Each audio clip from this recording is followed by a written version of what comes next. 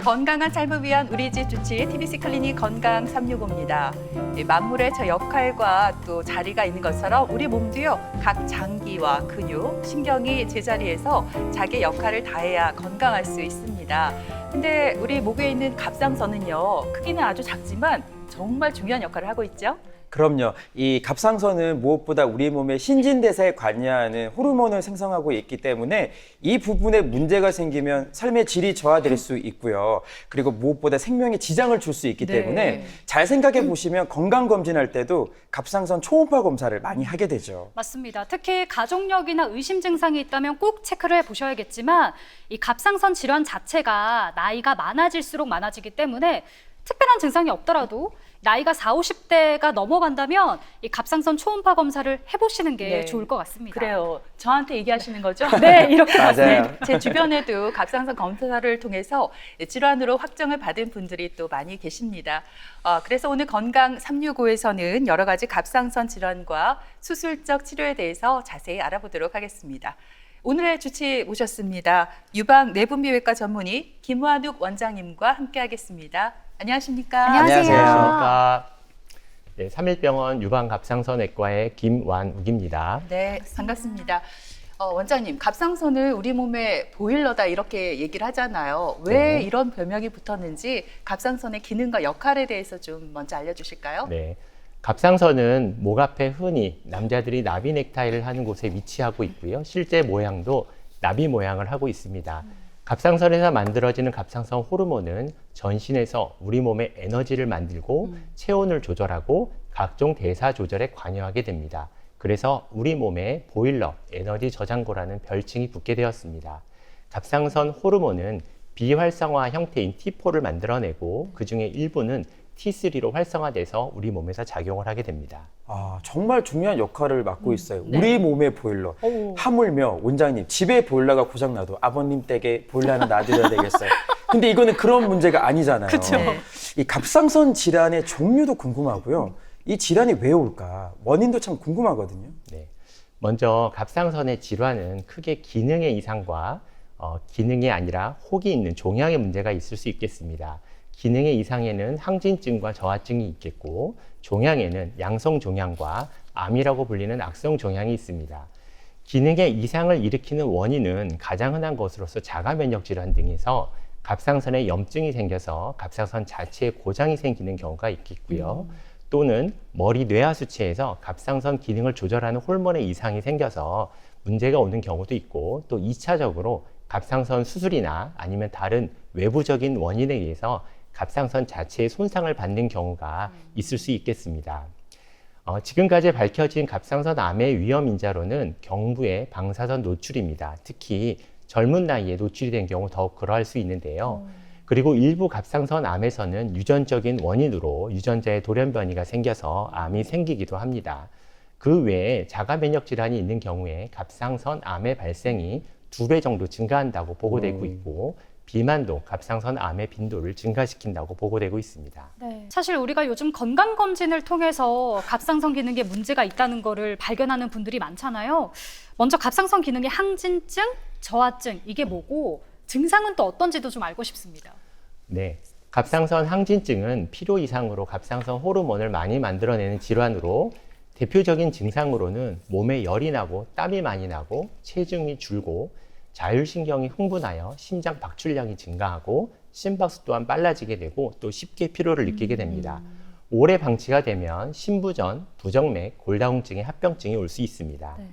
반대로 갑상선 기능 저하증은 갑상선 호르몬이 적어져서 생기는 질환으로 피곤하고 동작이 느려지고 추위를 많이 타고 체중이 늘고 심박수가 느려지게 되고 소화불량과 변비가 생기게 됩니다. 또한 오래 방치가 되면 고지혈증이 생겨서 혈관 안에 노폐물 등이 쌓이면서 동맥경화로 진행될 수 있고 그로 인해 심근경색이나 뇌경색 등이 올 수 있습니다. 갑상선 항진증 저하증의 대표적인 원인은 자가면역 질환인데요. 우리 몸에서 비정상적인 항체가 만들어져서 이 특이항체가 갑상선 호르몬을 자꾸 만들도록 자극해서 갑상선 호르몬이 과잉으로 만들어져서 항진증이 생기거나 특이항체가 갑상선을 공격하고 이로 인해 염증을 일으켜서 기능을 떨어뜨리는 것입니다. 네.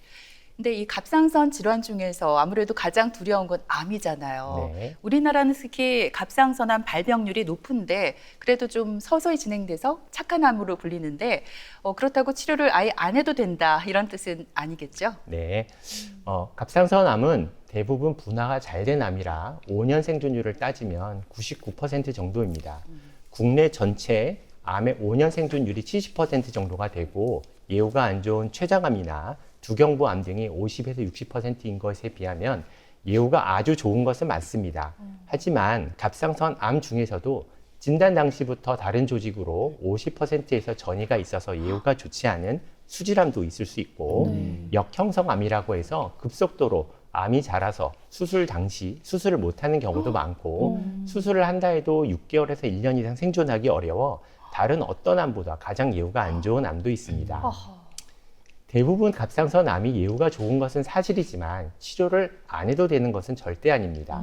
단 적극적 감시라고 해서 수술을 환자가 원하지 않는 경우에 일부에서 환자의 나이가 많거나 크기가 1cm 미만으로 작고 위치상 위험한 곳에 있지 않아서 주위 조직으로의 침범 위험성이 적고 림프절 또는 전신 전이가 없고 수술에 따른 위험성이 있는 환자들에게서는 수술 시기를 조금 미루고 진행 여부를 지켜보다가 수술 시기를 결정하는 것이라고 이해하면 될 것 같습니다.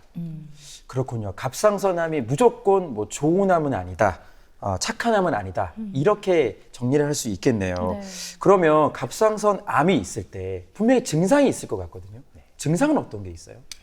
대부분 특별한 증상을 보이지 않아서 우연히 초음파로 진단되는 경우가 대부분입니다. 암이 진행이 돼서 림프절 전이가 있는 환자들도 대부분 증상이 없습니다. 암의 증상으로 가장 흔한 것은 통증이 없는 경부의 혹입니다. 암이 또는 전이된 림프절이 자라나서 혹으로 만져질 수 있습니다. 암이 주변에 위치하고 있는 목소리 내는 후두신경을 침범을 하게 되면 목소리가 갈라지고 증상이 쉰 목소리가 증상이 나올 수도 있습니다.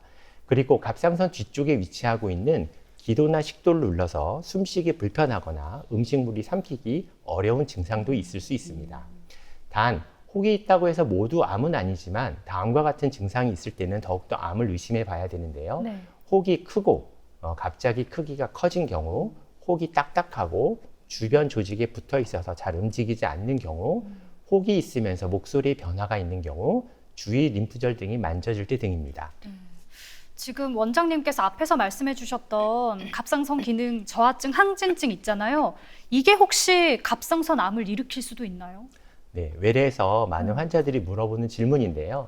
갑상선 기능 이상 자체, 항진증 또는 저하증이 직접적으로 갑상선암을 유발하지는 않습니다.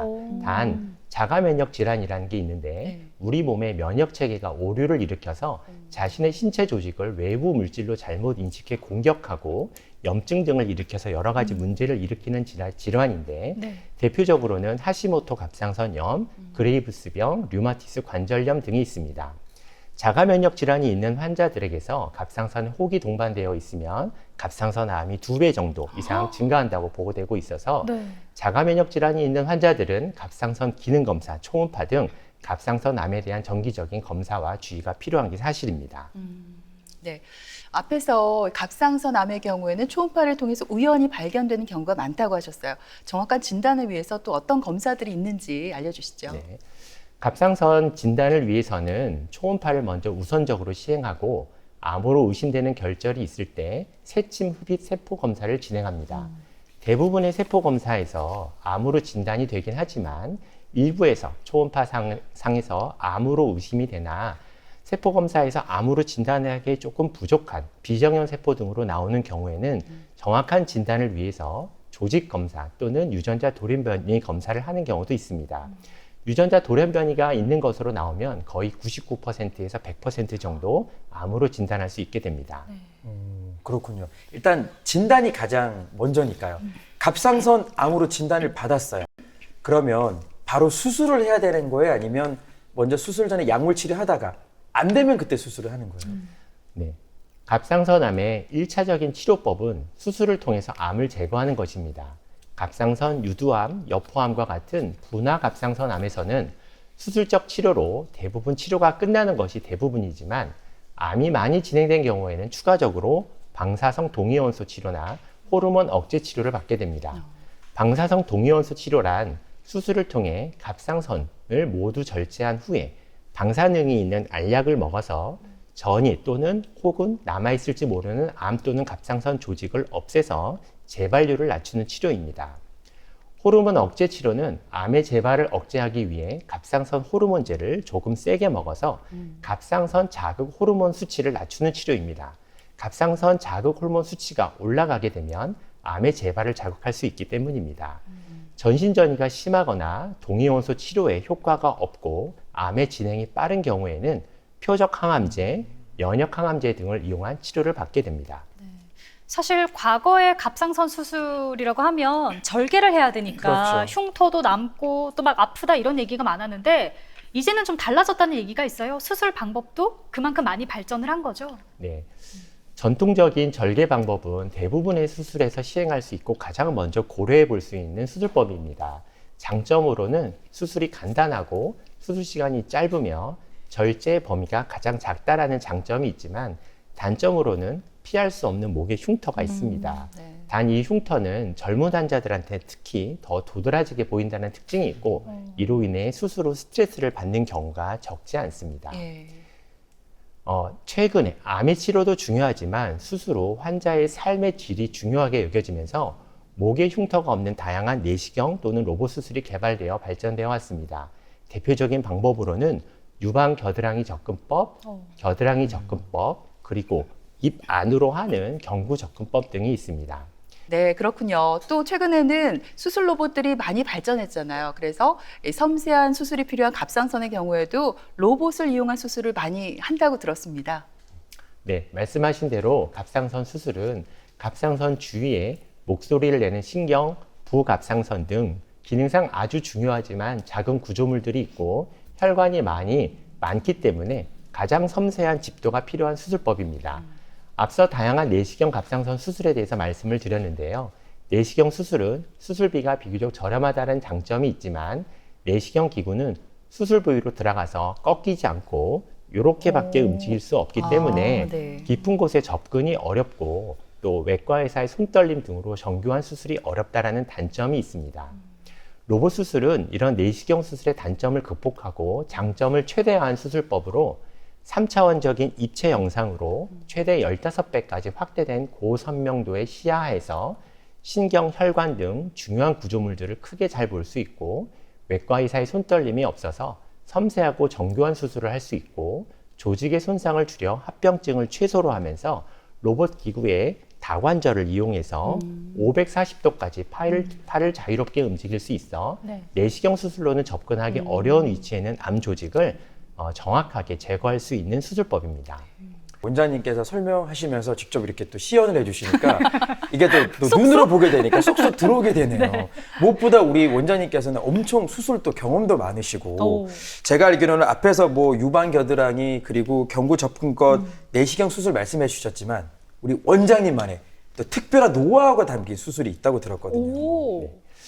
여러 가지 수술법 중에서 경구 접근법은 가장 최신 방법으로 전 세계적으로 주목을 받고 가장 많이 시행되고 있습니다.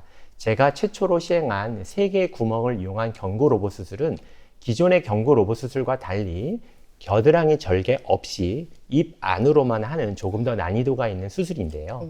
장점으로는 흉이 보이지 않는 무흉터 갑상선 수술로 특히 흉이 크게 자라 올라오는 켈로이드 체질 환자한테 더욱더 필요하겠고요. 수술법 중에 절제 범위가 가장 적고 겨드랑이 부위에 통증이 없어서 회복이 빠르고요. 양측 갑상선 및 밑에 경부림프절 절제 수술하기가 쉽고 후두신경을 보존하기 쉽기 때문에 수술 후 목소리의 퀄리티가 좋다라는 장점이 있습니다. 근데 사실 우리가 암을 절제해도 이게 다른 곳에 전이가 되어버리면 이것도 문제잖아요. 근데 만약에 우리가 전이를 미리 발견을 하면 좀 재수술에 대한 걱정도 줄어들고 수술 예후도 좋을 것 같거든요. 네, 맞습니다. 갑상선암의 대부분을 차지하는 유두암은 림프절 전이가 아주 흔하고 그 전이 빈도는 50에서 80%까지 보고되고 있습니다. 와우. 그래서 수술 전 림프절 전이 여부를 초음파나 CT를 통해서 정확하게 평가하는 것이 아주 중요하고 이를 통해 적절한 수술의 범위를 결정하는 것이 암의 재발로 인해 여러 번 수술하는 것을 줄여줄 수 있게 됩니다. 그래서 첫 수술 시 암을 깨끗하게 제거하여 재발이 없도록 하는 것이 무엇보다도 중요합니다. 네. 수술 전 검사에서 전이가 발견되지 않았더라도 가장 전이가 잘 되는 중앙경부 림프절에 전이가 흔하기 때문에 미세암을 깨끗하게 제거하기 위해 보통 수술 시 중앙경부 림프절 절제술을 같이 하고 있는데요. 림프절 절제술 시에 림프절이 작고 주위에 조직이 숨어 있으면 잘 안 보일 수 있는데 로봇의 특수한 카메라를 이용해서 수술을 하게 되면 림프절이 파랗게 보여 눈으로 직접 보는 것보다 좀 더 쉽고 직관적으로 림프절을 잘 볼 수 있어서 네. 림프절을 보다 깨끗하게 절제할 수 있게 됩니다. 네, 그리고 갑상선암 수술을 앞두고 환자분들이 가장 크게 고민하는 게 이 목소리가 변하지 않을까 여기에 대한 고민이거든요. 이 갑상선 근처에 목소리와 관련된 신경이 지나간다고 들었습니다. 그럼 수술하실 때 이 신경을 좀 안 다치게 잘 살려서 할 그럴 필요가 있을 것 같아요. 네. 갑상선 주변에는 목소리를 내는 중요한 신경이 두 가지가 지나가는데 성대를 움직이는 반회후두신경과 고음을 내는 상후두신경이 있습니다. 반회후두신경은 보통 굵기가 2에서 3mm 정도 되고 신경 손상 시 쉰 목소리 및 아예 목소리를 낼 수 없는 증상이 생기게 됩니다. 네. 상후두신경은 1mm 미만으로 반회후두신경보다 더 손상을 받기 쉬우며 특징적으로 손상 시 고음이 나지 않습니다. 눈으로 직접 신경을 확인하면서 수술할 수도 있겠지만 신경이 아주 가늘고 조직에 붙어 있어서 일일이 눈으로 확인하는 것은 쉽지 않습니다. 네. 하지만 신경 모니터링을 이용하여 수술하게 되면 신경이 지나갈 만한 곳에 전기 자극을 했을 때 신경이 맞으면 시그널이 나오면서 뚜뚜뚜 소리를 내주게 됩니다. 그러면 눈으로 신경을 찾지 않더라도 신경이 있는 것을 알고 그쪽 부위를 피해서 신경을 보존할 수 있게 됩니다. 또한 신경을 눈으로만 확인하게 되면 신경의 기능적인 손상은 확인할 수 없게 되는데요. 신경 모니터링을 사용하게 되면 실시간으로 신경의 기능적인 손상을 확인할 수 있어서 이런 기능적인 신경 손상을 줄여주는 데 도움이 됩니다. 신경 모니터링을 이용한 갑상선 수술은 특히 목소리가 중요한 직업인 성악가, 교사와 같은 환자들에서 반드시 필요한 수술법이라고 생각이 됩니다. 다행히 아직까지 제가 집도한 갑상선 로봇 수술에서 신경 손상으로 인한 영구적인 신경마비가 오신 분은 아직은 없었습니다. 아, 정말 다행입니다. 그러니까요. 신뢰가 가요, 원장님. 근데 환자들 입장에서는 아무리 또 수술이 잘 된다 하더라도 걱정이 이만저만이 아닐 것 같아요. 특히나 갑상선 암이 있을 때 내가 수술 받고 나서 혹시나 내 몸에 어떤 영향이 있을까 봐 걱정도 하시겠지만 갑상선이 2개라고 하셨잖아요. 원장님 이거를 2개를 다 절제하나요? 아니면 하나만 절제해도 되나요? 이 질문도 많이 하실 것 같거든요. 네. 네, 맞습니다. 먼저 한쪽만 절제하는 일엽절제술과 양쪽 갑상선을 제거하는 전절제술의 장단점을 먼저 설명드려야 될 것 같은데요. 먼저 일엽절제술의 장점은 수술 후 갑상선 호르몬제를 끊을 수 있는 확률이 70에서 80% 정도 되고 수술 후 합병증이 낮고 환자의 삶의 질이 좋다라는 장점이 있지만 단점으로는 남은 갑상선에 새로 갑상선암이 생기게 되면 재발의 위험성이 있어서 재수술할 위험성이 있다는 것입니다. 그리고 남은 갑상선 조직이 있으면 방사성 동위원소 치료를 할 수 없다는 단점이 있습니다. 갑상선 전절제술의 장점은 양측 갑상선을 모두 제거하기 때문에 남은 갑상선에서 재발하는 그런 빈도를 줄여줄 수 있고 고위험군에서 시행하는 동위원소 치료를 바로 받을 수 있고 피검사, 갑상선 글로불린을 통해서 암의 재발 여부를 빨리 진단할 수 있다는 장점이 있습니다. 하지만 갑상선 전절제술의 후에 합병증의 비율이 조금 더 올라갈 수 있고 평생 갑상선 호르몬제를 복용해야 된다는 단점이 있습니다. 예전에는 1cm 이상의 갑상선 암에서는 모두 갑상선은 전절제술을 해야 된다는 권고안이 있었습니다. 하지만 현재는 이런 권고안이 많이 변화가 생겨서 갑상선 일엽절제술로 충분한 수술이 되는 경우에는 일엽절제술을 하는 것을 권고하고 있는데요. 갑상선 전절제술을 해야 되는 경우는 분화도가 안 좋은 암, 그리고 양측 갑상선암, 크기가 4cm 이상 크고 주위 조직에 침범이 있거나 림프절 전이가 광범위하게 있거나 폐나 뼈 등의 원격 전이가 있는 경우입니다. 그 이외의 경우에서는 갑상선 일엽절제술도 가능하다고 할 수 있겠습니다. 따라서 수술 전 암의 범위, 전이 등을 정확하게 진단을 해야 하겠고 환자의 암의 특성에 따라 고위험군, 저위험군을 잘 분류하여 스스로 환자의 삶의 질을 고려해서 환자 상황에 맞는 최선의 치료 방법을 결정하는 것이 가장 중요하다고 할 수 있겠습니다. 네. 앞에서 전절제 수술을 받은 경우에는 평생 호르몬제를 먹어야 한다고 하셨어요. 그렇다면 이 반절제 수술을 받은 경우에도 약을 그렇게 먹어야 하는 건가요? 네, 외래에서 많이 환자분이 물어보시는 질문인데요. 먼저 갑상선 호르몬제를 먹는 두 가지 이유에 대해서 먼저 설명을 드리겠습니다. 네. 먼저 수술로 인해 갑상선 호르몬이 부족해서 갑상선 호르몬을 보충하기 위해서 먹는 것입니다. 전절제술을 받은 환자들은 당연히 갑상선 조직이 없기 때문에 100%에서 당연히 먹어야 되고요. 반절제술을 받은 환자분은 대부분 남아있는 갑상선이 기능을 잘 하기 때문에 한 80% 정도에서는 약을 안 먹어도 되지만 예를 들어서 기능이 떨어지는 경우에서는 일부 환자에서 갑상선 호르몬제를 먹는 경우가 있습니다. 이런 기능 저하증은 일시적으로 왔다가 회복되는 경우도 적지 않게 있습니다. 제가 최근 주도한 다기관 전향적 연구에서 갑상선 가운데 있는 혈부를 보존한 일업절제술을 했을 경우에 수술 후 갑상선 기능 저하증이 적게 보고되었다라고 제가 보고를 한 바 있습니다. 수술 후 일업절제술 후에 갑상선 기능 저하증이 올 가능성이 위험이 있는 환자들은 먼저 수술 전 갑상선 자극 호르몬 수치가 높았던 경우, 수술 후 갑상선 자가 항체가 양성인 경우, 갑상선 염이 동반되어 있는 경우가 해당이 되겠습니다. 자, 두 번째 호르몬제를 먹는 이유는 암의 재발을 억제하기 위해서 호르몬 억제 치료를 하는 것입니다. 분할 갑상선 암은 갑상선 자극 호르몬의 자극을 받기 때문에 수술 후 갑상선 자극 호르몬이 올라가게 되면 혹시 남아있을지 모르는 갑상선 암이 자극을 받아 재발 가능성이 올라갈 수 있게 됩니다. 수술 후 환자의 조직 검사 결과와 초음파 결과에서 이 환자의 재발 위험성을 우리가 따져보게 되고 재발 위험성이 좀 높은 경우에는 갑상선 약을 조금 세게 먹음으로써 뇌하 수치에서 나오는 갑상선 자극 호르몬 수치를 낮추는 치료법을 받을 수 있게 됩니다. 마지막으로 무엇보다 예방이 중요하잖아요. 갑상선암을 예방하기 위해서 이것만큼은 지켜야 한다. 이런 게 있다면 말씀해 주시죠.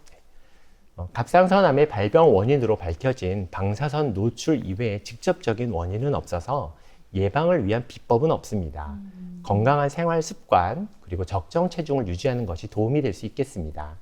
정기적인 검진이 갑상선암을 조기에 발견할 수 있고 갑상선의 절제 범위 및 합병증을 줄이는 데 도움이 되겠고 암이 주변으로 번지기 전에 수술하게 되면 재발을 줄여줄 수 있다는 장점이 있습니다. 정기적인 검진이 권고되지는 않지만 갑상선암의 가족력이 있거나 자가 면역 질환 등으로 갑상선 기능에 문제가 있는 환자들은 주기적인 초음파와 피검사를 통해 갑상선을 체크해 보는 것이 도움이 되겠습니다. 네, 건강검진을 할 때 갑상선 검사도 꼭 한번 해볼 필요가 있을 것 같습니다. 지금까지 이 시간 도움 말씀에 유방내분비외과 전문의 김완욱 원장님께서 수고해 주셨습니다. 오늘 말씀 고맙습니다. 고맙습니다.